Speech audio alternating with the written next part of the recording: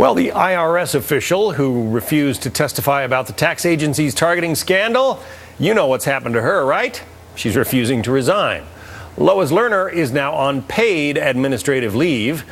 She oversaw the IRS unit accused of singling out conservative groups for extra scrutiny when applying for tax-exempt status.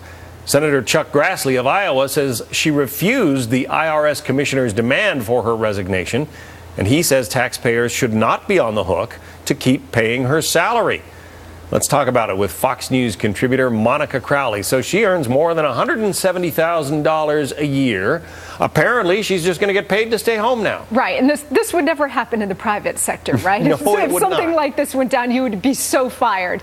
What's happened here, this is a predictable fallout of really big government, and actually what we have here is government worker power over us and really over the system. So she finds out about this targeting, she oversees the targeting. Once she is briefed on it, she does nothing about it, and even worse, John, not only does she not stop it, but she actively perpetuates it for months and months on end. And now she's on administrative leave. She will get her entire summer vacation courtesy of the American taxpayer. And when word was about to come out from the Treasury's own Inspector General Department, she figures out a way to kind of leak the information through a planted question at an American Bar Association conference that leaks the information and tries to minimize the damage. Right, a planted question, of course, and she acted like she was surprised to get it, but of course it was planted.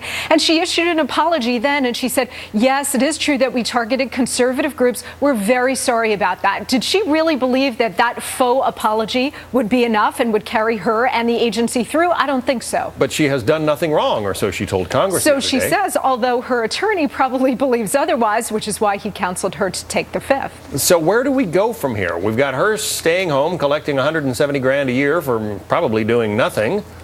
We've got Congress threatening to bring her back to testify. Where does this go? Yes, I have a feeling this is just the tip of the iceberg, and it's not just me saying it or Republicans saying it. You've got a lot of key Democrats like Senator Max Baucus on the Democratic side in the Senate. You also have Democrats on the House side also saying that, look, because of their refusal, not just Lois Lerner's refusal, but all of these pompous asses from the IRS that we saw paraded in front of us last week and this week, they refused to answer any questions about the scandal, John. So now you even have Democrats say their refusal to tell us the truth about what happened here is going to make a special prosecutor pretty inevitable. And the woman who preceded her in that job gave it up because she got promoted.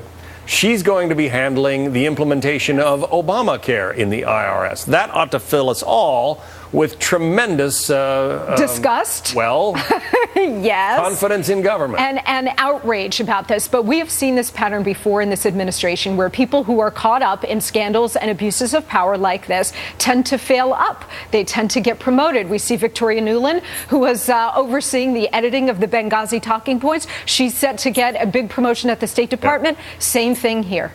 All right. It's going to be interesting to watch. Monica Crowley. Monica, thank you. Pleasure. Arthel?